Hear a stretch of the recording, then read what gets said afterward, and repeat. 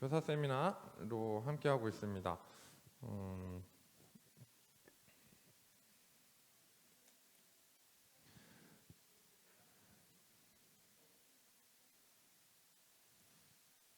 네, 잠깐 기도하고 시작하겠습니다.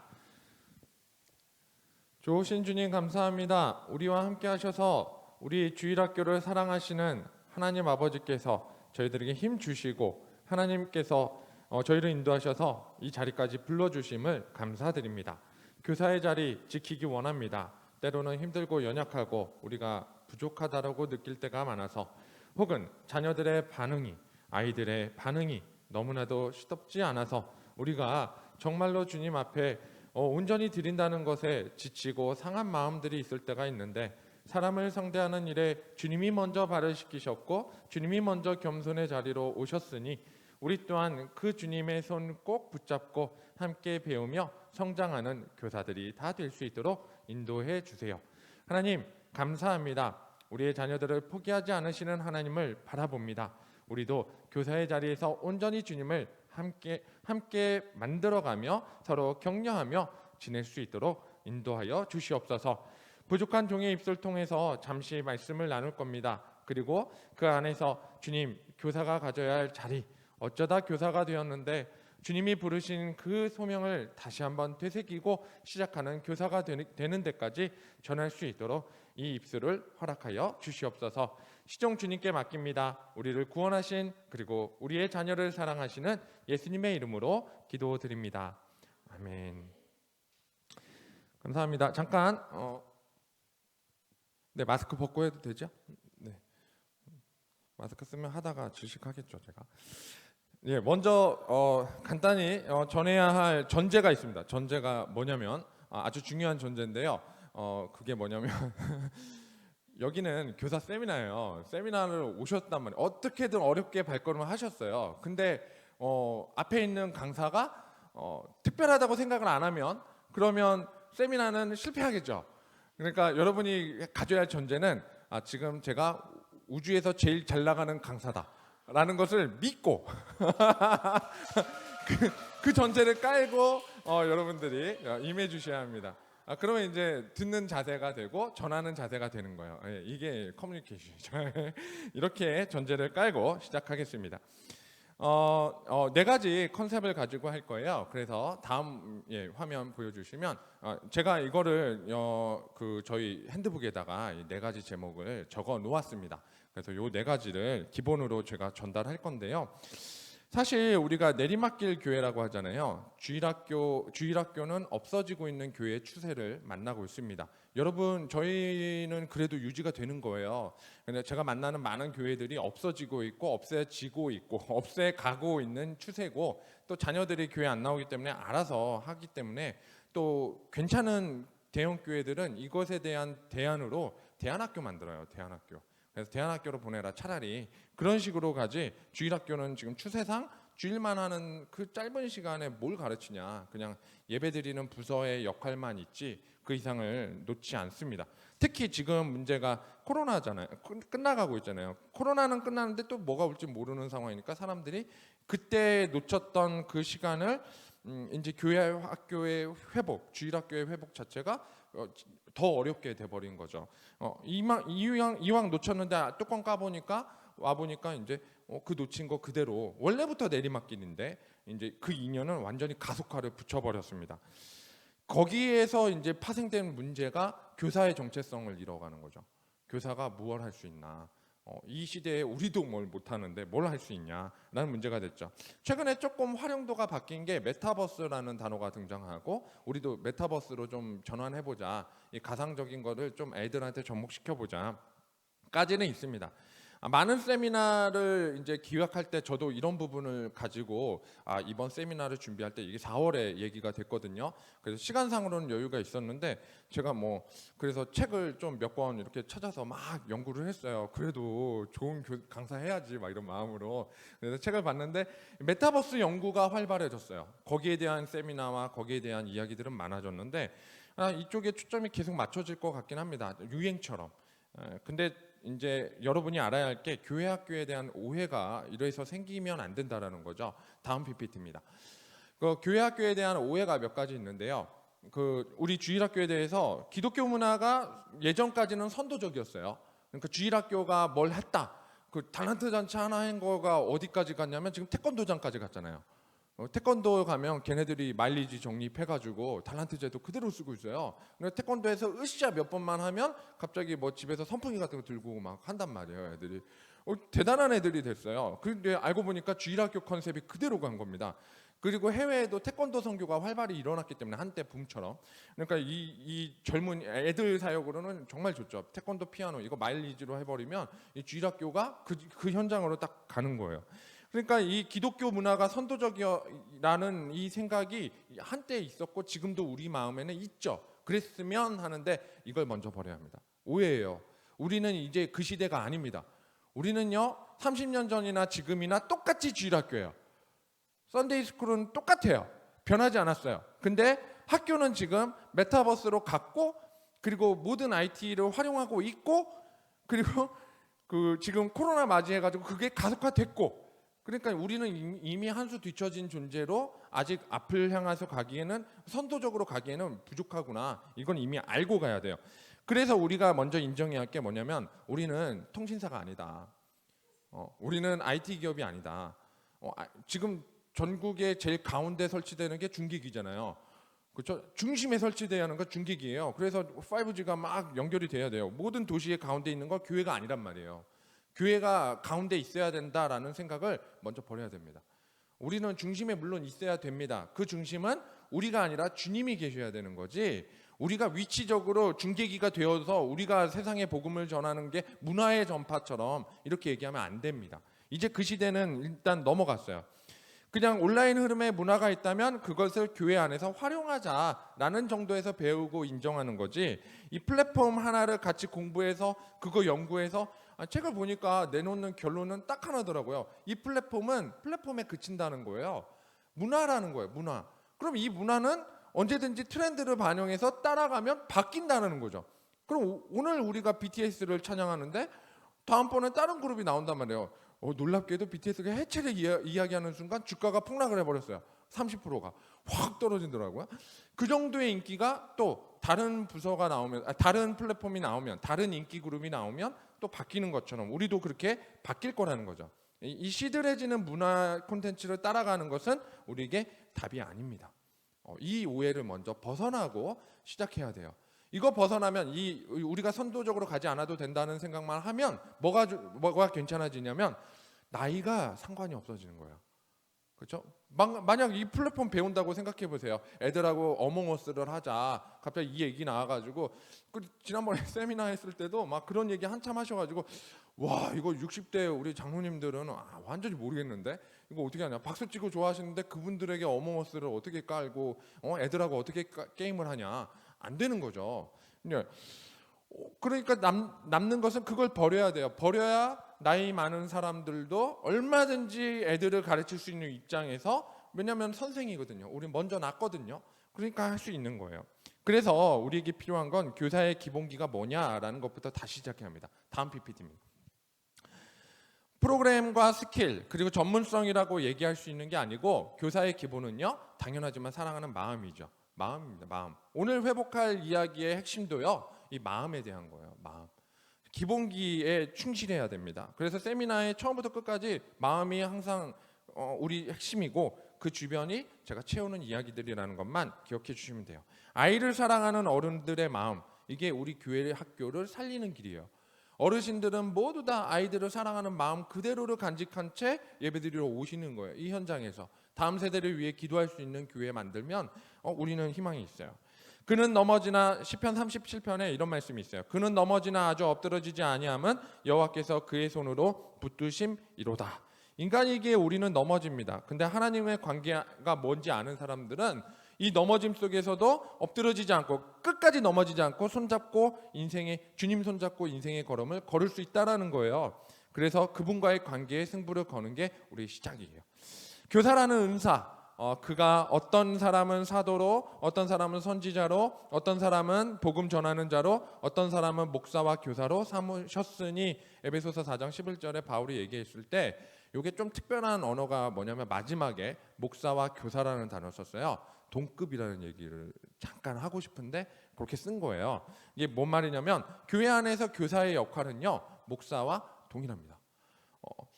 이게 우리 목사님이 안 계셔서 감사한데 아무튼 동일해요. 왜 동일하다고 하면 감히 그럴 수 있느냐 하는데, 왜냐면요 우리는 하나의 반을 맡잖아요. 교사는 일단 반 아이들을 맡거나 부서를 책임진단 말이에요. 이 부서 아이들이 몇 명이죠? 1명 넘죠. 적어도 2명, 3명 되잖아요. 교회예요. 한 반이 교회예요. 여러분 소그룹은요 교회의 시작입니다. 가정은요 교회의 시작이에요. 그래서 한 가정이 한 교회고, 이 교회가 가정 모여서 이 가정 교회가 모인 게 구역이 되고, 구역이 셀이 되는 거예요. 셀이 되고, 그리고 한 부서가 되는 거예요. 또래 모임일 뿐 그들을 가르치는 교사는 당연하지만 목양 시스템을 그대로 가지고 있는 교사는 목사입니다. 목회자예요. 똑같은 목양자입니다. 그러니까 목사나 교사나 또 동일하게 우리는 동일하게 우연이 아니라 하나님이 세우신 삼으신 가장 은사의 자리라는 것을 먼저 기억하셔야 돼요. 이 교사의 자리라는 거. 자, 다음 PPT입니다. 교사의 본질. 두 가지를 좀 기억하셔야 하는데, 사랑이라는 단어, 아까 얘기했던 사랑이에요. 그리고 두 번째 트레이너가 아닌 코치라는 자리. 자, 내가 맡은 아이들이 친자녀다라는 거. 이 생각을 하면 이 아이들을 대하는 태도가 좀 달라지겠죠. 코로나 끝나고 아이들이 왜 안 옵니까? 내 자녀가 아니라서 안 와요. 이렇게 하면 답이 되는 거예요. 답은 굉장히 쉬워요. 얘가 내 자녀면 안 오는 게 말이 되냐? 느낌이 다르죠. 내 자녀면 어떻게 할까요? 코로나 끝났어요. 어쨌든 코로나 상황에서 내 자녀가 못 오는 상황에서 못 왔고, 지금은 그래도 올 수 있는 상황이 됐어요. 어떻게 하죠? 그 자녀 오게끔 가서 만나고 두드려 깨우고, 이렇게 해서라도 반은 강제로라도 애들을 데리고 오려고 할 거예요. 내 자식 챙기듯이 하려고 하겠죠. 제가 올해 와가지고 이제 코로나 상황에서 폭탄 맞은 상태에서 제가 왔어요. 그래서 오고 나서 제가 경험한 저희 주일학교에 대한 어떤 시선, 물론 저는 유치부랑 유초등부는 교실만 들어가 봤지, 부실만 들어가 봤지, 애들 예배 드리는 건 제가 현장에서는 본 적이 없습니다. 근데 이제 저희 중고등부나 청년부를 대하면서 그 아이들한테 이제 전화를 돌린단 말이에요. 애들이 누군가 목소리는 들어봐야 되고, 이런 전화를 좀 하면서 내 자식을 챙기듯까지는 아니어도 조금 자주 전화하는 교육자는 돼야 하니까 신방을 해보자 하고 막 전화할 때 가장 힘들었던 이유가 있어요. 가장 힘들었던 사항인데, 그게 뭐냐면 애들의 받는 태도 중에 항상 밑밥에 깔고 있는 태도. 너 나 알아? 저는 왔는데 제가 누군지 관심이 없는 거예요. 문제는 내가 그들에게 아무 관계가 아닌 거예요. 자, 저는 여기가 이미 큰 벽을 만났죠. 내가 2번, 3번 전화해도 나와 그 친구의 관계에서 회복될 수 있는 거리는 없어요. 그냥 전화하는 선생님이에요. 자, 여기서 차이점을 아시겠죠? 저는 올해 왔고, 올해 전화를 아무리 돌려도 나는 올해 온 새로운 교육자다까지가 그들에게 주는 인식. 그럼 여러분은요? 코로나 전부터 지금까지 관계를 맺고 있는 선생, 교사의 위치가 확 달라지죠. 연락할 수 있는 수단이, 여러분들이라는 수단이 훨씬 강합니다. 여러분이 최고예요. 내가 전화 100번 하는 것보다 여러분이 한 번 하는 게 훨씬 낫습니다. 10번 돌리면서 내리는 결론이 전화 많이 해도 이게 답이 없다라는 거예요. 그리고 내 자식이 아닐 수밖에 없는 건 그들의 반응이 있습니다. 일단 만나고 일단 관계 쌓아야 되는 건 저도 해야 할 역할이지만, 이미 관계를 맺고 있는 여러분들은 한층 더 다가가기 쉬운 거예요. 자, 이게 첫 번째 사랑이라는 단어. 두 번째 코치. 자, 교사는 트레이닝이 아니라 코칭을 해야 되는 존재죠. 트레이너가 하는 일은요, 목표를 올리는 거예요. 목표에 도달시키는 거예요. 야, 점핑 한 번만 해봐요. 10개 오늘 갑니다. 자, 하나, 둘, 열심히 하세요. 막 헬스장 가면 헬스 트레이너가 잘하는 게 그거잖아요. 오늘 목표치를 이루게끔 하기 위해서 엄청 끌고 가잖아요. 안 됩니다. 사장님 이거 드시면 안 되죠. 막 이러면서 잘라내잖아요. 이 커팅은 강압이죠. 이 강요는 좋은 교사가 아니에요. 부모는 할 수 있지만 하여튼 좋은 교사는 아닙니다. 우리가 해야 할 건 코칭이죠. 눈높이를 맞춰야 돼요. 코칭은요, 그 선수가, 그 하는 사람이, 상대가 어떤 위치에서 올 수 있는지를 정확히 파악해주는 존재예요. 이 코칭할 수 있는 자리에 있는 거죠. 그래서 코치 있는 거예요. 감독이 있고 코치가 있는 것은 그 선수의 상태를 최대한 잘 조율하고 알고 그래서 배치할 수 있도록 노력하는 역할을 하는 자들이죠. 눈높이를 맞추고 성장을 위해서 그들의 필요를 채워주는 자라고 말할 수 있어요. 그래서 트레이너는요 승마입니다. 말로 얘기하면 비유하면 승마 타는 거예요. 승마의 기술을 가르쳐주고 네가 운전해요, 네가 달려요, 기술을 삼아 버리는 거예요. 근데 코칭은요, 코치가 되는 건요 마차예요. 마부가 되는 거예요. 그래서 목적지가 있으면 거기까지 갈 수 있도록 배려하는 거예요. 태우는 거예요. 그리고 같이 가는 거예요. 코치는 같이 가는 존재가 됩니다. 이런 차이가 좀 있어요. 그래서 코칭법이 뭐냐면 전인격적 성장을 위해서 최선을 다해야 하는데 모범을 보이는 태도도 필요하고 바로잡아주는 역할도 해야 되고 필요한 것이 있으면 언제든지 들어주고 공급하는 거, 그리고 제일 중요한 거죠, 지지하는 거. 그 아이가 잘못했으니까 그건 끊는 행동이 아니에요. 그건 트레이너가 하는 거고, 지지해 주는 거. 그래, 너 그런 생각 갖고 있구나. 예배를 드릴 수 있는 너의 모습 그리고 너의 행동을 지지한다라고 응원해 주는 거죠. 자, 다음 PPT 해주세요. 자, 그래서 첫 번째까지 얘기를 했습니다. 뭐냐면 스킬이 아니라 본질이다. 이 이야기를 오늘 첫 번째 시간에 얘기한 거고, 자 이제 본론으로 가서 그럼 우리의 열정을 좀 찾아야죠. 우리는 무엇을 찾아야 하는가? 객관적으로 나를 점검하는 태도. 자, 이 네 가지를 좀 봐야 되는데 네 가지로 제가 좀 정리를 했어요. 자, 기도로 일으켜 세우기. 자, 교회는 먼저 알아야 할 게 목회자의 스타일을 닮아가는 게 교회입니다. 그래서 제가 교회로 옮길 때마다 느끼는 게 교회의 스타일이 있어요. 우리 동산교회의 스타일이 있거든요. 그러면 이 스타일이 뭐냐? 목회자에 따라서 형성된 스타일입니다. 그래서 목사님 안 계셔서 참 감사한데 아무튼 그런 스타일이라는 게 있어요. 근데 이 스타일을 닮기 때문에 마찬가지예요. 열정적인 교사에게 배운 아이들의 스타일은 확 다릅니다. 항상 경험하는 것 중에 하나, 교실 들어가 보면 이 반은 잘하고 이 반은 못한대요. 이런 차이가 가끔 있어요. 같은 학년에서. 그러면 이 반이 분위기가 왜 안 좋냐? 선생님의 분위기에 따라서 바뀌는 거예요. 활달적인 활동이 많은 선생님이 있으면 애들도 너무 뜀박질 잘해요. 근데 활동이 너무나 정적이고 조용히 있는 애들은 거기서 뜨개질도 못해. 정말 앉아가지고 숨도 안 쉬고 가만히 앉아 있는. 이게 발표 수업 같은 거 하면 이제 공개 수업 하잖아요. 참관해 보면 그 느낌이 본의 아니게 드러날 때가 있지요. 그러니까 반만 그러냐? 마찬가지죠. 우리 학교 주일학교의 모습도 열정적인 교사냐? 그런 차이가 좀 있어요. 그래서 우리가 알아야 할 거, 자, 이 네 가지를 좀 정리할 건데, 신앙의 방황은 누구나 찾아온다는 걸 알고 신앙의 동지가 되는 것으로 오늘 첫 번째, 기도로 일으켜 세우는 거 해야 합니다. 뭐냐면 피곤한 손과 히브리서 12장 12절 13절에 피곤한 손과 연약한 무릎을 일으켜 세우고 너희 발을 위하여 곧은 길을 만들어 저는 다리로 하여금 어그러지지 않고 고침을 받게 하라. 자, 끌고 가라는 얘기죠. 그리고 함께 격려하라는 얘기죠. 이 격려 안에 기도가 들어가는 거죠. 우리가 기도함으로 격려하는 거예요. 자, 두 번째, 자원함으로 가까이 하라. 자원함과 기꺼이 하라. 베드로전서 5장 2절에 베드로 사도가 너무나 멋있는 말을 했어요. 너희 중에 있는 하나님의 양무리를 치되 억지로 하지 말고 하나님의 뜻을 따라 자원함으로 하며 더러운 이득을 위하여 하지 말고 기꺼이 하며. 자원함과 기꺼이라는 단어. 야, 어쩌다 이렇게 너무 멋있는 말을 베드로가 했어요. 아무튼 그래서 마찬가지입니다. 우리도 자원함과 기꺼이가 이거 회복해야 되는 필요가 있어요. 자, 세 번째, 초심. 그래서 초심으로 가야죠. 매너리즘은 누구에게 나타나냐면 우리가 지겹잖아요. 그 지루하고 막 이런 거는 정체성이 없어진 사람에게 나타납니다. 정체성을 잃어버리면 나와요. 나 오늘 왜 여기 있지? 나 이거 왜 하고 있지? 할 사람이 그렇게 없나? 막 이러면서 해도 뭐 목표 안 되는데 뭘 하냐? 아, 오늘도 학생이 줄었네. 이런 말들은 매너리즘으로 가는 지름길이죠. 어떻게 하냐? 초심 회복은요. 그래서 책임감이 필요하고 목표가 필요해요. 지난달에 이런 사건이 있었죠. 유초등부에서 전도 상품 걸었잖아요. 그리고 전도 축제 같이 이렇게 매주 했어요. 제가 가보지 않고 먹어보진 않아서 잘 모르겠지만 잘 했다라고는 들었습니다. 전도 상품이 뭐였어요? 네? 그러니까 오면 준다고 했던 거. 애들 쿠폰 주고. 아, 그게 끝이에요? 이상하다. 내가 상품 뭔가 대단한 거 들었는데 우리 아들이 와가지고 막 신나게 자랑해놓고는 안 데리고 갔어요. 전도를.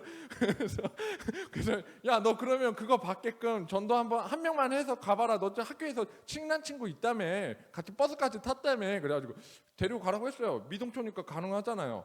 잘 됐다 하고 가라고 했는데 걔가 교회를 나간대요. 그래가지고 그럼 다른 친구라도 해봐. 그러니까 말은 해볼 건데 내가 아는 친구가 다 교회 나가. 그래. 참 착해요. 교회 나가는 친구 사귀고 안 나가는 친구 사귀어야 하는데 그러면 또 위험하니까 모르겠어요. 아무튼 상품을 얘기하면서 막 의욕이 생기는 모습을 잠깐 봤습니다. 아주 격려합니다. 너무 잘하셨어요. 물론 우리가 위치적인 것도 있고 상황도 있기 때문에 한 번에 첫 술에 배부르지는 않습니다. 근데 이건 지속적으로 할 필요가 있는 거예요. 재밌는 교회 만든 것에 대해서는 일단 성공했잖아요. 우리 중고등부가 재미없대요. 그 지난달에 있었던 평가였습니다. 야, 지난 한 달 동안 제가 갑자기 본의 아니게 매너리즘에 빠질 뻔했죠. 나는 나는 누구? 왜 여기 있지? 막 이러면서 농담이지만 그래서 칭찬하고 싶었습니다. 자, 교사가 맞지 않다. 그래서 우리 성찰에 대한 부분이 있어요. 객관적으로 나를 점검하는 내용은 성찰인데 남에게 하는 것은 성찰이 아닙니다. 남을 성찰시키는 것은 지적이에요. 판단입니다. 성찰은요 자기 자신이에요. 자기 자신이 잘한 일을 주목하는 게 성찰이 아니고요. 잘한 일을 잘하는 건 자뻑이죠. 교만한 거, 오만한 거, 그리고 자기 자랑 막 이런 건데 그게 아니라 성찰은요 자신이 실수했거나 부족한 거 그렇다고 해서 너무 자존감 낮게는 아니고요. 늘 잘하려고 노력하지만 그 안에서 부족한 부분, 보완되어야 할 모습에 대해서 좀 더 생각해 보는 겁니다. 그리고 변화를 위해서 내가 부족한 것이 확실히 드러났다면 그 변화를 놓고 결단해 보는 거예요. 이게 성찰의 시간이거든요. 그래서 다음 PPT입니다. 7가지 질문으로 제가 좀 정리를 했는데 7가지로 쓰려니까 너무 해서 2가지씩 묶었어요. 이게 포인트 만들다 보니까 4개로 만드는 게 좋을 것 같아서 누가 왜 한 쌍이고요. 언제 어디서가 한 쌍이고 무엇을 어떻게가 한 쌍이고 그리고 누구를 이게 마지막 하나입니다. 그래서 총 7개의 질문으로 던질 수 있고 이거를 여기 그 노트에 2번에다가 적어놨어요. 누가, 왜, 언제 뒤에다가 질문을 꼭 던져야 돼요. 교사인 나는 누구인가 먼저 누가라는 측면에서 나라는 존재를 먼저 생각하고 그 다음에 나는 왜 아이들을 만나고 가르치고 양육하는가? 나는 언제 아이들을 만나고 가르치고 양육하는가? 이렇게 계속 질문을 던져보는 거예요. 이걸 언제 하냐면 토요일에 하는 겁니다. 주일 되기 전에 하루 전에 금요일날 밤에 하셔도 좋아요. 그럼 토요일날 할 게 생기거든요. 근데 보통은 토요일날 오후쯤에 일정 끝나고 집에 와서 연속극 틀 때 있잖아요. 그때 이제 씻고 나서 바로 주무시지 말고 요 질문 7가지를 한번 던져 놓는 거예요. 이 육하 원칙에 의한 질문들인데 누구와 신앙의 정체성 이제 설명드릴게요. 누가라는 질문에서 먼저 알아야 할 건 우리는 성장교육이라는 시스템을 갖고 있습니다. 성장교육이라는 교육학에서 쓰는 요새의 표현이에요. 굉장히 트렌드적인 표현인데 제가 이 단어를 보면서 너무 행복했어요. 이 growth education이라는 단어인데 너무 멋있었어요. 뭐냐면 아이들에게 저도 애들한테 늘 배우거든요. 아이들에게 배우는 게 없다면 아이들을 가르치지 못하는 자다라는 거죠. 우리는요 아이들을 가르치면서 동시에 그 아이들로부터 배우는 존재입니다. 교사는요 성장하는 존재예요. 그래서 교사가 끔찍할 정도로 하나님 앞에 사랑받는 존재입니다. 왜요? 아이들 키우다가 성장해 버려요. 애들 관심 갖다가 성도들 상대하는 것보다 더 힘든 게 애들이잖아요. 근데 성도님들은 만나면 인사만 잘하면 돼요. 그리고 밥 먹을 때 식사 맛있게 하시라고 하면 돼요. 애들은요 떠먹이도 안 먹고 잔치국수 싫다고 내팽겨치고 어떻게 해야 돼요? 힘들어요. 이런 애들 데리고 성장한단 말이에요. 이런 애들 밥 먹이고 이런 애들 예배드리게 하는 것은 뛰어난 실력이죠. 하나님께 사랑받을 위치에 갈 수밖에 없습니다. 그러니까 이 사실 먼저 알고 나는 교사인 나는 누구인가? 바로 그런 자녀나 가족 때문에 교사하는 분들이 있잖아요. 왜라는 질문, 2번째 질문이죠. 왜? 나는 왜 아이들을 만나고 가르치고 양육하는가? 왜라는 질문에서는요. 보통은 자녀나 가족 때문에 이 권사님들 이렇게 자녀 때문에 이렇게 교사하거나 부서 맡거나 하는 분들이 더러 있거든요. 근데 그것도 자녀도 하나님이 주신 거란 말이에요. 그러니까 그 자리가 왜라는 이유를 조금 확장할 필요가 있습니다. 그냥 내 자녀 때문에만 왔다가 아니라 내 자녀와 함께 크는 그 아이들을 보는 거예요. 확장되잖아요. 확장. 내 자녀가 어떤 환경에 크고 있어요? 좋은 환경에 크기 위해서 내가 지금 교사하면서 보고 있는 거잖아요. 그러면 그 아이들이 잘 클 수 있도록 만들 책임이 부모에게 있듯이 교사의 책임으로 동일하게 확대해서 바라보면 되는 거죠. 관계 회복으로 자녀를 위해서 부서를 책임감 있게 바라보는 것이죠. 자, 언제? 주일 오전. 언제 나는 만나느냐? 주일 오전. 답이 이거면 답이 아니죠. 이 언제라고 말할 때는 항상 주일 오전 한 번에 그치면 우리 주님을 언제 만나요? 이런 질문에 동일하게 잘못 대답하는 것과 같아요. 그래서 그 외에는 이라는 언제가 필요합니다. 조금 확대해야죠. 신방이라는 구색이 필요해요. 자녀도 만나야 하고 그리고 우리 반 아이들도 만나는 시간을 채워야 합니다. 그래서 신방 플랜은 사실 우리에게 중요합니다. 어쩔 수 없는 회복의 관계죠. 어디서? 교회에서만 하느냐? 결석자 신방은 사실 누구나 해요. 누구나 해요. 저도 교회 빠진 애들한테는 전화 돌린단 말이에요. 그러니까 이거는 누구나 하는 거고, 이 어디서라는 질문을 던질 때 이 신방의 핵심은요.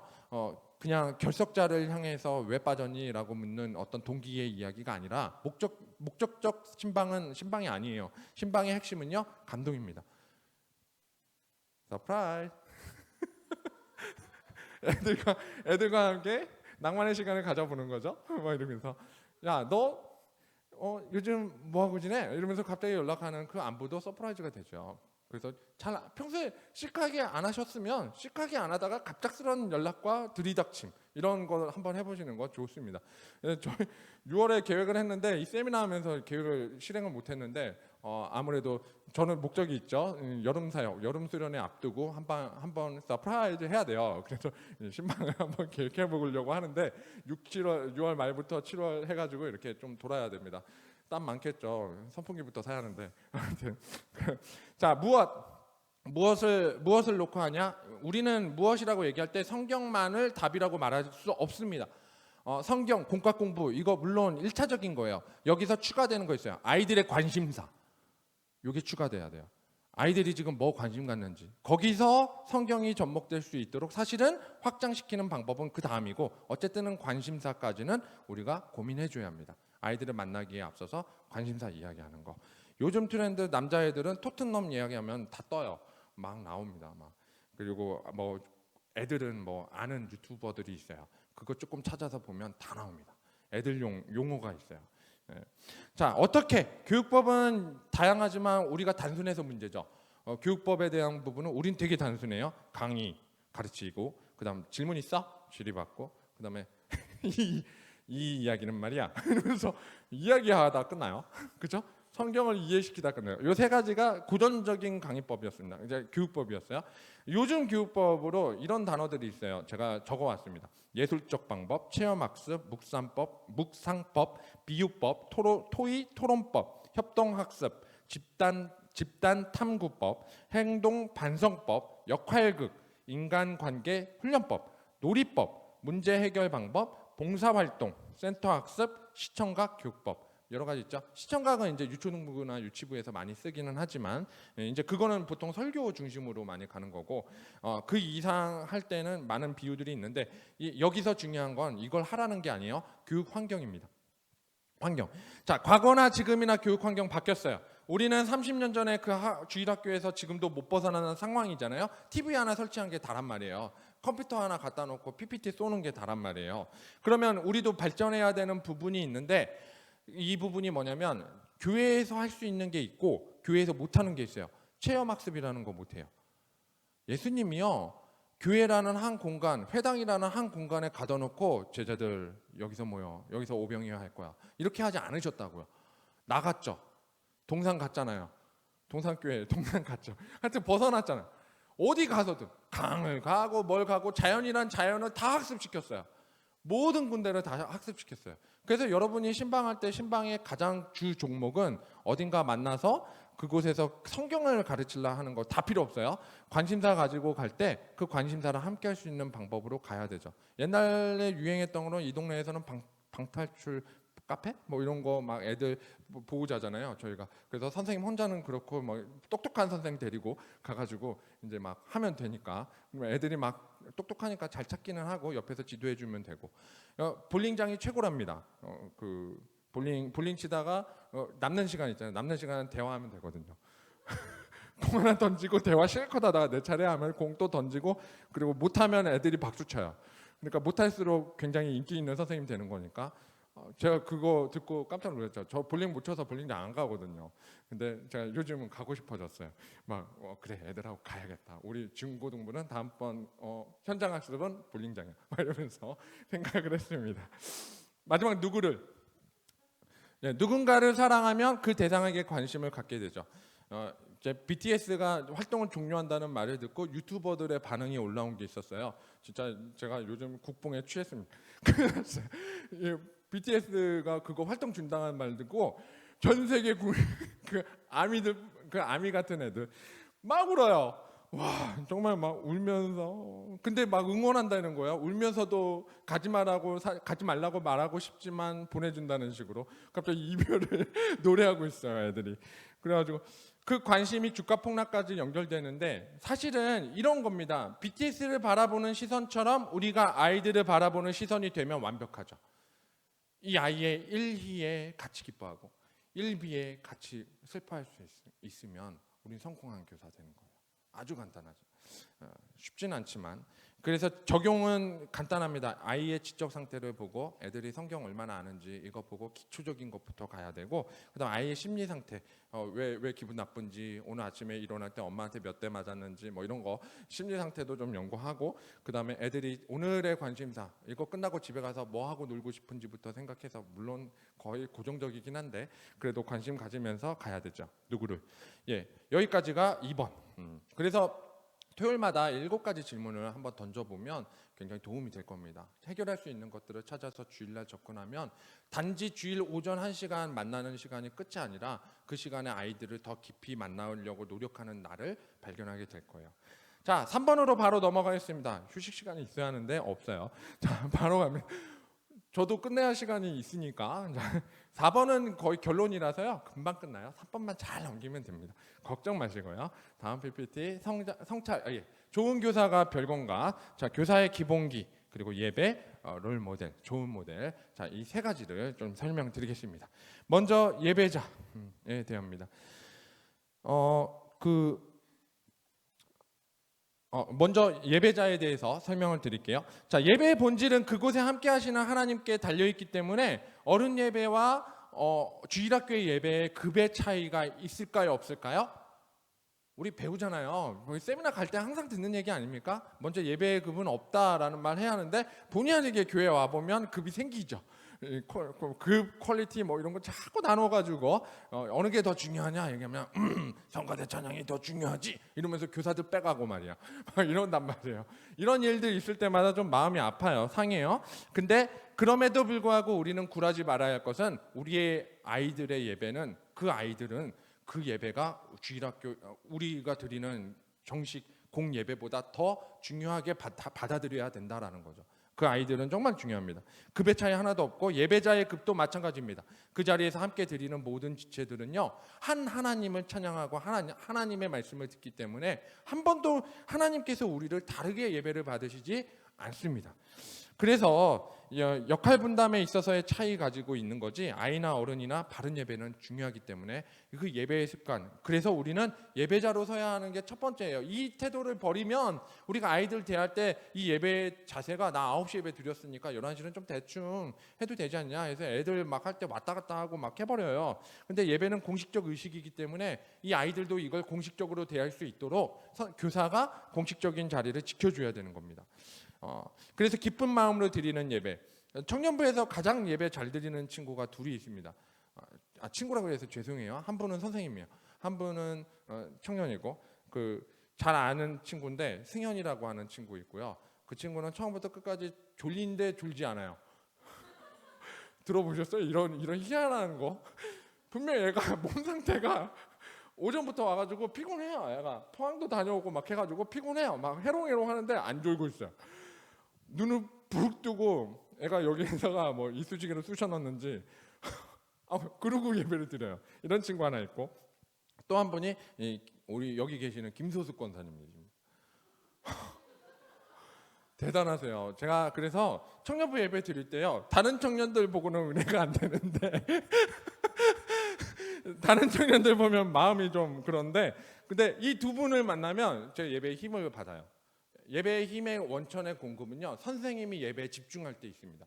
선생님이 그 교육자를 향해서 집중하는 모습을 보일 때 당연하죠. 그 교육자는요, 신나서 애들한테 더 막 그 기운을 쏟아놉니다. 그러니까요, 눈빛으로 주고 애들한테 받을 수 있도록 이 아이 컨택을 잘 해주시면 정말 좋죠. 요거 중요하다는 거. 자, 청년부에 제가 가진 비전이 둘이 있는데요. 이 비전은 아마 주일학교에 연결이 될 것 같아요. 하나는 제가 여기 와서 반년 동안 내린 결론이에요. 이게 뭐냐면 예배의 중요성을 알고 섬기는 위치로 어울리는 청년을 만드는 것이 첫 번째 비전이기는 합니다. 중요하죠. 중요한 비전인데, 근데 두 번째 비전이 더 중요해요. 뭐냐면 중고등부가 있어요. 이 애들을 하나도 놓치지 않고 청년부에 올려서 그 청년이 그대로 고정 멤버가 되게끔 만드는 거. 그럼 청년부는 지금 배경이 되어주는 역할을 하는 거고, 그리고 주일학교에서 올라오는 모든 친구를 최대한 받아내는 청년부 만드는 거예요. 이게 제 비전입니다. 다른 거 필요 없더라고요. 내가 백날 전화해봐야 근데요? 왜 전화했어요? 청년이요. 누구시죠? 심지어 전화를 4번째 걸었는데 목사님 연락처를 저장을 안 해놨어요. 저장하라고 제발 좀 하라고 아무리 얘기해도 안 해놔요. 안 나오는 청년은 암만 전화해도요 필요가 없어요. 내가 중요하지 않거든요. 관계가 없다니까요. 친부모가 계셔야 돼요. 부모가 때려가면서 교사가 때려가면서 관계 맺어야하는데, 청년이 지금 교사가 필요한 시간은 실정은 아니어야 되잖아요. 교사 필요합니다 지금. 청년분 내년에 교사 모집해야 할 판이에요. 셀 리더로 안 돼요. 셀 리더도 전화했더니 자다가 받아요. 맞다 예배죠. 이렇게 되는 거예요. 근데 이제 그래서 생긴 비전이 바로 이거예요. 잃어버리지 않는 배경 만들고, 그리고 그 백그라운드 가지고 이 아이들을 올려보낼 때 아쉽지 않게 받아낼 수 있는 그런 아이들 키우는 거예요. 그런 애들을 하나도 놓치지 않는 교회. 그러면 허리가 생기는 거잖아요. 우리 교회 지금 다음 세대가 없다 하는데, 만들어가는 작업은 이렇게 두 작업을 통해서 할 수 있겠더라고요. 저는 거기까지는 할 수 있을 것 같습니다. 해보겠습니다. 가장 중요한 건 밖에 있는 아이들보다 더 중요한 거죠. 지금 내게 주어진 자들이에요. 우리 애들 많이 없고, 그리고 전도하라고 했더니 애들 다 전도 못하고 다 괜찮아요. 우리 애들 재밌어하고 우리 애들이 실패하지 않으면 돼요. 우리 애들 놓치지 않으면 됩니다. 떠난 자들 괜히 잡으려고 노력하다가 있는 자 놓치려 하지 말고, 있는 자를 먼저 잘 양육하는 시스템을 우리가 최대한 갖자.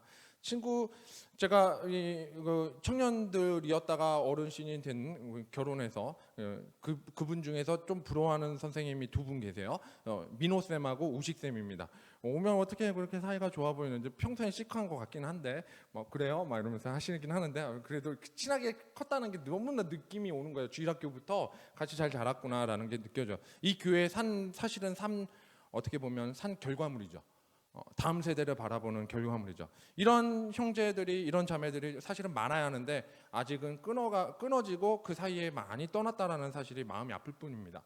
그래서 사실은 잘 양육해야 할 필요가 있어요. 제가 그렇게 늙어가도록 모델이 되어주자라는 말이 사실 우리 교사한테 제일 필요한 말 같습니다. 목표 중에 하나, 이 자녀에 대한 목표 중에 하나가 이런 게 있습니다. 인창고 아들이 있잖아요. 인창중학교를 다니고 있는 아들이 있어요. 지금 와가지고 전화가 왔어요. 중학교 2학년에 다니고 있는 우리 큰아들이 있습니다. 근데 얘가 인창고를 가는 게 목표예요.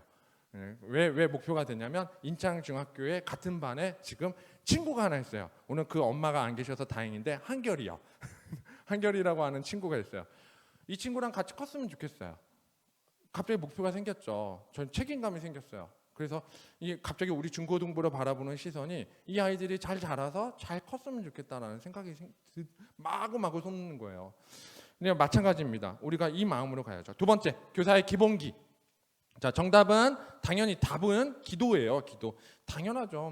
모든 세미나 해봐야 기도입니다. 그래서 오늘 시간이 없어서 기도회는 못하지만, 그래서 제가 기도회를 못해서 제가 기도회 또 못할 거 생각하고 이렇게 적어왔지 않습니까? 그래서 요거 가지고 집에 가셔서 아니면 남는 시간에 기도 꼭 하십시오. 이거 한번 읽어보니까요, 제가 못해도 4분, 5분 걸리더라고요. 천천히 읽으면. 그러면 이거대로 기도만 해도 시간 잘 가더라고요. 이거 10번만 외우면 시간 잘 가겠더라고요. 네, 아무튼 잘 적었습니다. 기도밖에 없어요. 기도의 자리에 나가는 게 물론 답입니다. 교회 학교의 위기 앞에서는 무조건 기도다. 그건 우리의 정답이죠. 자, 근데 하나님을 의지하고 신뢰할 때 역사가 일어난다는 것, 주일학교의 그래서 큰 그림은요, 항상 다윗과 골리앗 이야기예요. 큰 그림은 다윗과 골리앗이에요. 다윗은 칼 내려놨죠, 창 내려놨죠, 단창 다 내려놨죠. 세상의 문화, 세상의 무기, 모든 거 다 내려놨어요. 지금 이스라엘의 큰 위기란 말이에요. 블레셋이라는 조롱거리, 아니 이 블레셋이 하나님을 모욕하고 조롱하는데 지금 이 세상 문화가 그렇게 흘러가잖아요. 모든 문화 앞에서 분노한 한 친구가 누구의 이름으로 갔냐면 이 모든 거 내려놓고 만군의 여호와의 이름으로 갔단 말이에요. 우리가 가져야 할 모든 위기 상황에서 해결책은요, 여호와의 이름뿐이 없어요. 그래서 주일학교의 기본 중에 기본이죠. 만군의 여호와의 이름입니다. 그럼 기도법은 뭐냐? 바울이 얘기했던 데살로니가전서 5장 17절, 네, 항상 쉬지 말고 기도하라. 네, 꾸준히 기도하라는 거죠. 꾸준히. 교사가 아이들을 사랑하면 자동으로 기도하게 돼 있죠. 남편이 아내를 사랑하면 기도하고 아내가 남편을 사랑하면 기도하고, 이 말하면 꼭 웃는 분들이 계시는데 기도 많이 안 하시는 분들, 남편과 아내를 위해서 기도 많이 안 하는, 가끔 아내가 얘기해요. 성도들을 위해서 기도하면서 나를 위해서는 기도 안 했지, 이렇게 말할 때가 있어요. 아, 아내가 있군요. 죄송합니다. 여기까지 하겠습니다. 그러니까 아무튼 그 교사는 아이들을 사랑하면 당연하죠. 자동으로 기도하게 되어 있죠. 주말에, 평일에는 몰라도 주말에 연속곡보다 잠드시면 안 되고요. 핸드폰보다 잠들면 안 되는 게, 이 주일날 애들 만날 거잖아요. 그럼 만나기 전날 복습해야 돼요. 이 아이들의 한 주를 놓고 복습하는 습관은 기도죠. 기도라는 습관. 아까 질문도 던졌지만 이 질문 놓고 여러분이 기도하고 그 아이들을 축복하고 그렇게 주일을 준비하시길 바랍니다. 교사가 유일하게 할 수 있는 거, 일주일에 다른 거 못해도 일주일 동안 바쁘게 살았잖아요. 그럼 주일날 가기 전에 기도하고 시작하는 거예요. 자기 전에 하는 게 제일 좋고, 그냥 저녁 시간을 활용하면 되잖아요. 짜투리 시간 쓰면 되잖아요. 그렇게 해서 기도하고 오시면 돼요. 평일에는 뭘 해도 좋은데 저는 토요일만큼은 마지막 오기 전에는 적어도 주일을 놓고 아이들 놓고 기도 한번 하다 오시면 너무나 감사하겠습니다. 기도 제목 중에서 하나 추가해야 할 게 있어요. 교육자 위해서 반드시 기도해야 합니다. 제가 이거는 빠지지 않고 어느 교회나 강조하는 이야기고 저 자신도 강조하는 얘기인데, 저를 위해서라고도 할 수 있지만 모든 각 부서의 교육자를 위해서는 꼭 기도하셔야 합니다. 특히 지금 7월 되면 지금 유초등부 같은 경우는 부서 교육자가 또 필요한 상황이잖아요. 그러니까 더 기도하셔야죠. 우리 선교사님도 잘 가셔야 되고 또 잘 오셔야 되는 상황이니까 더 기도가 필요해요. 모든 부서가 이걸 놓고도 같이 기도해 주셔야 됩니다. 제가 아는 교회 중에, 제가 학창 시절에 안양에 살았어요. 안양이라는 데에는 은혜와 진리교회라는 엄청 큰 교회가 하나 있습니다. 이 교회는 물론 순복음 교단에서 나온 교단인데요. 근데 이 교회에 이제 조용기 목사님 동생분이 이제 세우신 교회죠. 근데 이 교회에 아는 친구들이 제법 있어가지고 학창 시절에 몇 번 가서 예배도 드리고 한 적이 있었어요. 근데 이 교회는 일단 커요. 네, 일단 크고 사람도 많고 좌석도 많고, 근데 그게 꽉 차서 부족해서 맨날 1부부터 8부까지 예배 드리고 막 그러는 거죠. 이걸 좀 봤었어요. 근데 제가 부러워했던 게 하나 있었습니다. 이 친구가 했던 얘기죠. 그 예배 전에 기도 권사님 모임이 있대요. 그러니까 권사회인데 그냥 권사회가 아니고 기도만 하는 권사회가 있어요. 기도만 하는 이 모임이 하나 있는데, 이분은 딱 800명 회원제랍니다. 800명 딱 회원제랍니다. 그 예배에 앞서서 약 한 30분에서 1시간 정도를 기도 미리 하는, 그래서 그 목사님 미리 예배 드리고 그리고 그 다음부터 예배 끝날 때까지 계속 기도하는 거예요. 그런 모임인데, 그래서 그 아래층에서 강대상에 있는 그 본당 강당 아래층에 있는 기도실이 크게 있답니다. 세미나실처럼 크게 있는데 거기 다 무릎 꿇고 앉아가지고 기도한다는 거예요. 우리식으로 말하면 이 본당 아래 1층에서 무릎 꿇고 기도한다는 거죠. 800명이 쉬지 않고 매주 주일마다 기도하는데, 재밌는 게 그 권사님들이 기도하다 보면 아프잖아요. 뭐 경사가 나거나 뭐 사고가 나거나 이래서 힘드셔서 빠지게 되면 이 빈자리가 있대요. 근데 자리는 비우지 않고 800명 채워하니까 이 빈자리에 대기가 있는데, 이 대기가 보통 6개월 정도 기다려야 한답니다. 안 빠질라 한대요. 아파도 와서 쓰러진대요. 이분들이 빠지기 싫을 때 빠지면 못 들어와. 한 번 나가면 다음번에 6개월 기다렸다 와야 한대요. 빈자리는 다른 사람으로 대체가 되고 대체되는 순간 그 사람이 안 빠질라 할 거기 때문에 욕심나지 않습니까? 이 얘기를 들었을 때 가장 충격이었어요. 와, 이러니 목사님이 설교를 개떡같이 준비를 해도 탈적같이 나갈 수밖에 없겠다. 진짜 어떤 설교에도 너무나 힘이 되지 않겠냐. 맞죠. 우리 안에 기도가 사실은 이 부서를 살리는 가장 지름길이긴 합니다. 그래서 우리 먼저 해야 할 거, 기도 제목은 끝까지 세 가지로 정리할 수 있는데, 자신의 영적 성장과 성숙을 위해서도 기도하고, 그리고 가르침과 과정, 가르침을 놓고 기도하고, 마지막 관계 풍성함 놓고 기도해야 하는데, 관계는 교사 학생, 교사 교육자, 그리고 교육자와 학생, 이 모든 관계죠. 그래서 여러분의 관계를 놓고도 기도하는 이 제목.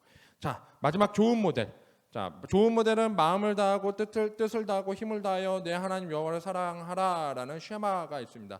그래서 쉐마는 유대인 교육법이자 우리가 가지고 있는 좋은 모델이 되는 교육법이기도 하죠. 그래서 힘 중심, 힘은 이 지성이죠. 이성 중심의 신앙을 얘기하고, 그래서 성경 읽기 잘하고 큐티 잘하고 공과 준비 잘하고, 그 다음에 이제 마음은 감성 중심의 신앙을 해서 뜨겁게 기도하고 찬양도 열정적으로 하고 성령의 은사 마찬가지로 사모하면서 가는 거고, 그 다음에 마지막에 의지, 뜻은 의지에 대한 부분이에요. 실천 중심의 신앙이죠. 우리의 의지는 실천 중심으로 가는 거예요.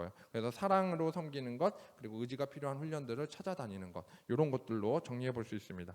여기에 대한 구체적인 교사의 덕목으로 제가 다음 페이지입니다. 겸손, 그리고 감사, 그 다음에 진실, 그리고 비전과 사명, 이렇게 네 개가 서클로 돈다라고 이렇게 하나 표시해 놨어요.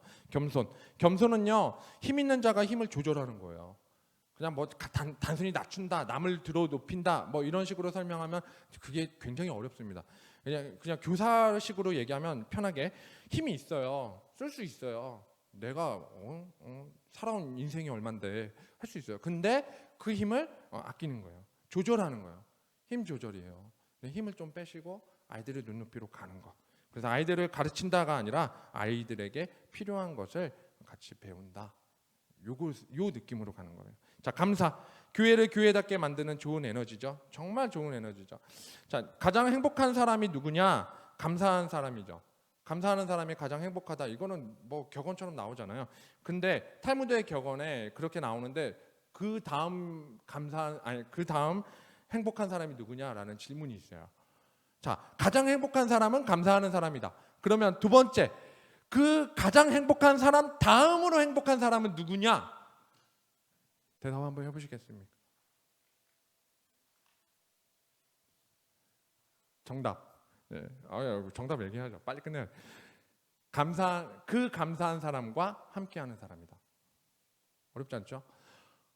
감사하는 사람 만나면요, 그 사람으로 인해서 그 옆 사람이 행복해집니다. 감사하는 사람을 이길 수는 없죠. 그러나 그 감사가 뭔지를 옆에서 보고 자라는 사람은 당연하지만 행복한 사람이 될 수 있어요. 우리 아이들에게 감사를 보여주는 교사가 돼야 돼요. 그래서 여러분, 감사한다고 말만 하지 말고 이 아이들한테도 조금 표현하는 행동을 좀 하시길 바랍니다. 선물 포장만 하고 거기까지 다 하고 마음 전해야지 해놓고는 전달하지 않으면 소용없잖아요. 그리고 나중에 안 받고 아이고 깜빡했네, 그냥 내가 먹어야지 하고 다시 가져가면 감사 아니죠. 이거는 감사가 아니죠. 감사 실컷 해놓고 감사를 되새기고 끝내는 거잖아요. 근데 무슨 소용이에요. 교회 나와서 감사하다, 너 오늘 왔구나, 너무 감사해, 네가 내 반이라서 너무 감사하다, 이런 표현들이 가끔 필요해요. 여러분이 오늘 교사 세미나 나와서 지금 때로 힘든 시간이잖아요. 이 오전 시간 너무나 황금 같은 시간인데 이 자리 와서 세미나 함께하고 강의 같이 들어주셔서 정말 감사합니다. 감사합니다. 진짜 감사합니다. 옆 사람에게 이러한 마음으로 오늘 같이 세미나에서 감사하다고 교사들하고 서로 인사해 보겠습니다. 감사를 고백하세요.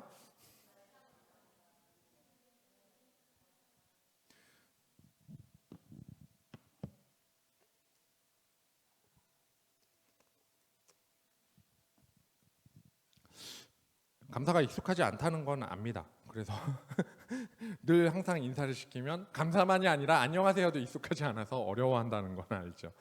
네, 근데 훈련이 필요해요. 옆 사람과도 필요하고 우리 아이들에게도 필요합니다. 그래서 밥 모임할 때 가장 먼저 해야 할 거 아이들 눈높이 맞추는 겸손이 있으면 그 다음에 감사 나가야 돼요. 세 번째 겸손.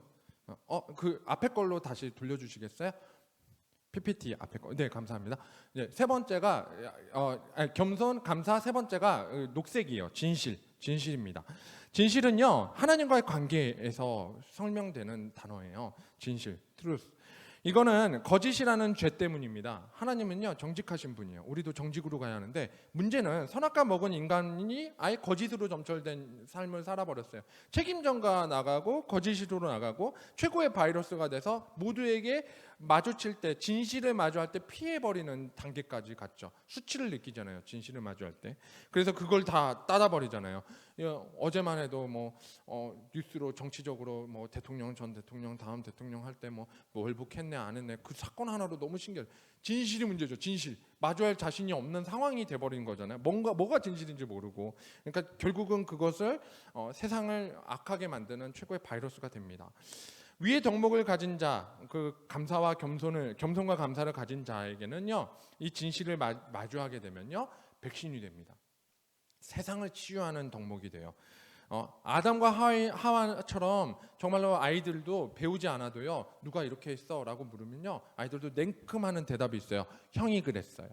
동생이 그랬어요. 너무 쉽죠. 안 가르쳐 줬잖아요. 내 아이가 이렇게 거짓말을 잘할 줄이야. 더 말하진 않겠지만 우리 아이들도 거짓말 진짜 잘하더라고요. 어떻게 그렇게 잘하지? 그냥 한번 사람은 정직해야 돼요. 아빠는 딴 거 안 봐. 정직만 볼 거야. 막 이러면서 혼내기는 했는데 얼마나 가겠습니까? 정말 가르쳐주지 않아도 잘하는 게 잘못을 시인하지 않고 남에게 전가하는 거죠. 따라서 우리도요. 모르는 것은 모른다라고 고백하시고 글쎄 그거는 한번 연구해 봐야겠는데 하시고 그리고 때로는 거짓말한 거 있으면 용서를 구하시기 바랍니다. 제가 이거 준비하는데 2달이 걸렸습니다. 죄송합니다. 거짓말입니다.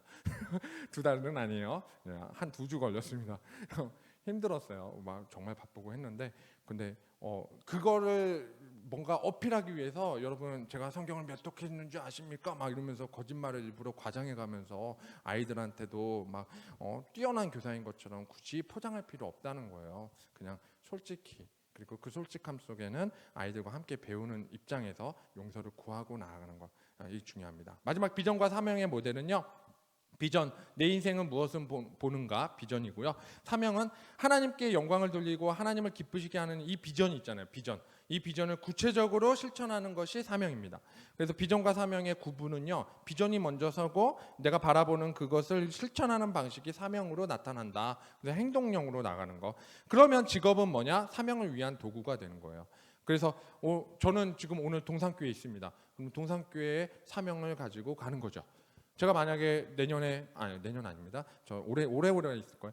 아무튼 먼 날에 또 다른 어떤 교회에 가게 되었다. 그러면 그 교회에 또 다른 그 교회에 또 그 맡은 것을 놓고 그 사명을 품게 될 겁니다. 마찬가지죠. 여러분이 지금 주일학교 교사예요. 그럼 교사로서 하나님께서 이 자리에 부르셨습니다. 여러분 직장이 있어요. 직장에 부르신 이유 그 안에서의 사명을 수행하시면 됩니다. 무엇을 바라보는가 내 인생이 그 비전 가지고 사명을 찾아가는 과정.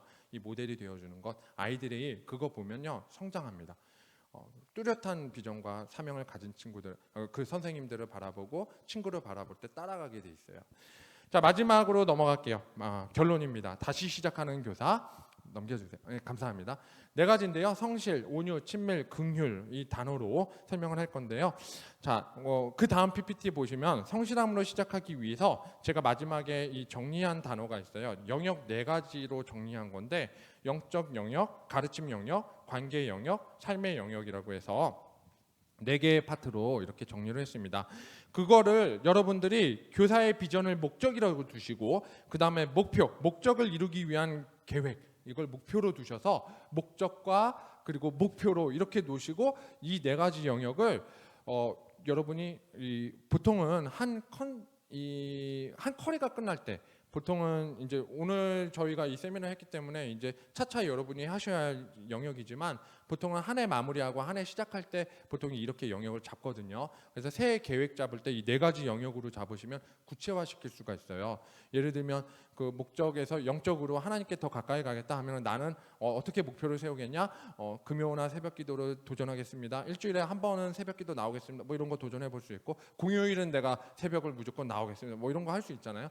그리고 명절 때는 뭐 가족에게 반드시 복음을 전하겠습니다. 이런 것도 넣을 수 있고, 그다음에 하루에 한 장은 읽겠습니다. 뭐 이런 식으로 목표를 세운다든지, 그다음 가르침의 영역에서 애들 말씀 이해도겠다라고 비전을 두면, 목적을 가졌으면 그러면 용어를 배우고 말씀을 피드백 받고, 이런 거 시청각 자료를 찾아보는 습관, 이런 것들을 한번 해보겠다 한다든지, 관계에 있어서는 애들 생활 이해해보자 하면은 이제 뭐 한 달에 한 번씩 애들 연락해가지고 만나보는 거 해본다든지, 따로 면담을 해보는 거죠. 아니면 단합대회를 기획해본다든지 그 반이랑, 아니면 부모에게 한번 통화해보는 거예요. 그 아이에 대한 상황.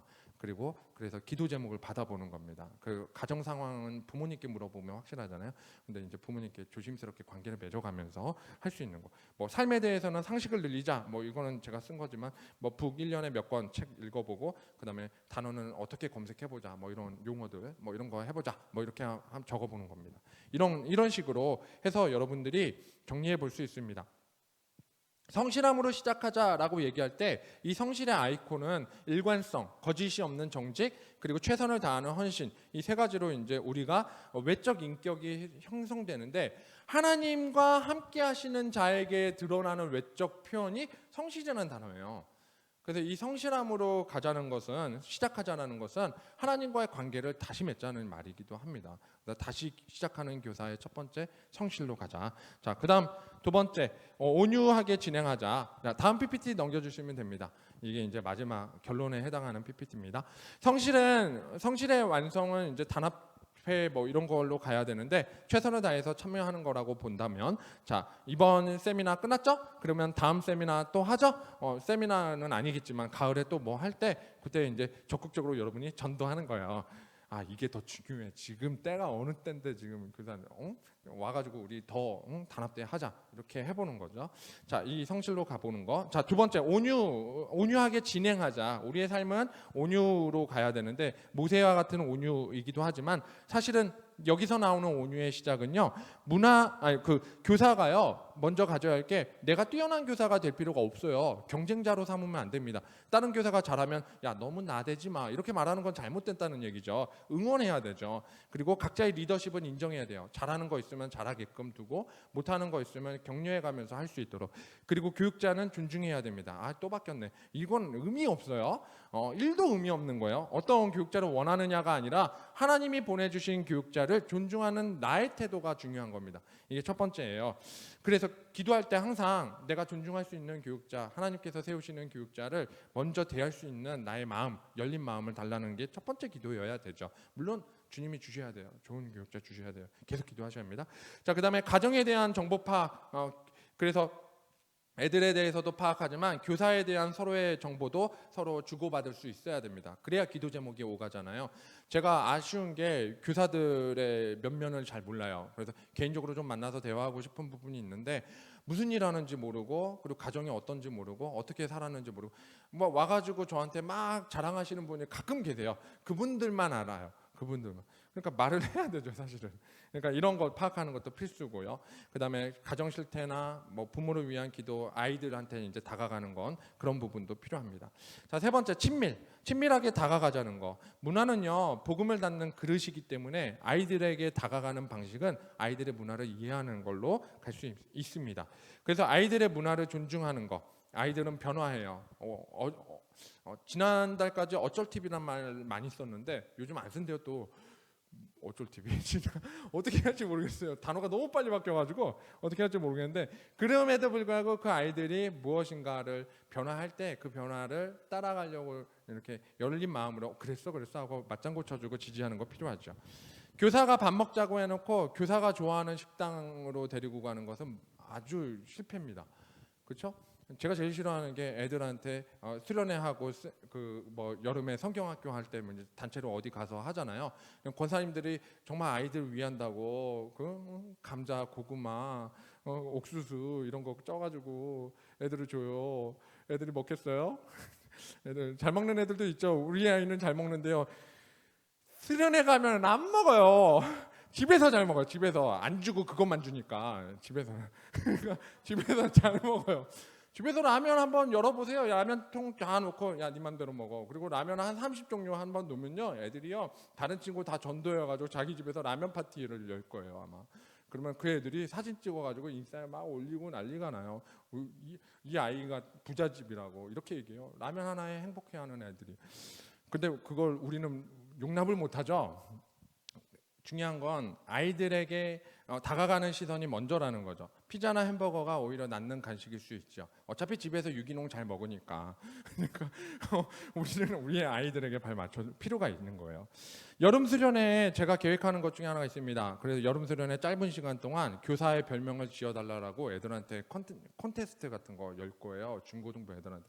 이런 거 지으라고 하면 겁나게 잘 져요. 애들이 또 창의적이에요. 막 이렇게 하면 뭐 제가 생각해봤는데 아마 1순위가 꼰대 인생 뭐 이런 게 이 제목으로 나오지 않을까 싶긴 한데 뭐 지어보라고 하면 선생님들 이름 지을 수 있잖아요. 유초등부도 아마 잘 될 겁니다. 유치부는 모르겠어요. 근데 잘 될 거예요. 그냥 별명 짓기 한번 해가지고 그리고 그 별명으로 부르고 선생님 이름 잘못 부르면 뭐 벌점 주고 뭐 이런 거 해가지고 게임하면 애들 아주 죽어라 그 별명만 막 100번을 부르고 막 할 거예요. 너무 잘할 거예요. 아이들이 좋아하는 문화 이런 거를 따라가 보는 습관 아주 좋습니다. 물론 20년 전 이야기라 옛날 얘기긴 하지만 삐에로를 좋아하는 것을 알고 애들이 삐에로에 환장한다는 걸 알고 그 당시에 삐에로가 뭐 이렇게 나왔던 영화가 있었나 봐요. 그래가지고 그 한 20년 전 이야기예요. 뭐냐면 드라마 중에 뭐가 있었냐면 이 키다리 아저씨 그래가지고 이 발 이렇게 높여가지고 그 위에 서가지고 삐에로가 키높이 됐잖아요. 막 2m짜리 삐에로가 이렇게 애들 막 인사하면서 풍선 불어주는 거죠. 풍선 이렇게 해가지고 막 만들어서 뭐 주면 애들이 너무 좋아하고 감사해요 막 이런 거 하잖아요. 헬륨 풍선 몇 개 들고 다니면서 나눠주기도 하고.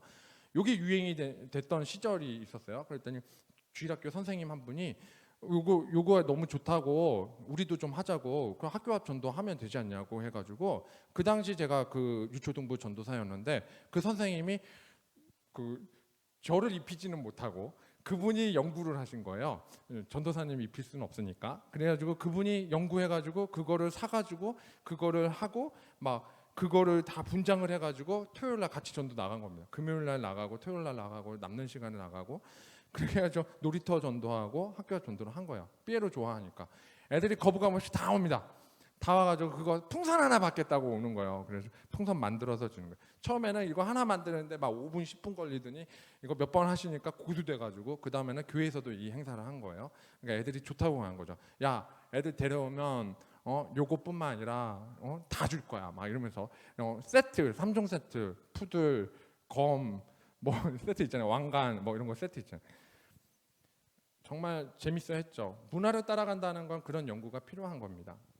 물론 옛날 얘기긴 하지만 문화 콘텐츠는 우리에게 공부의 영역이기는 합니다. 마지막 긍휼입니다.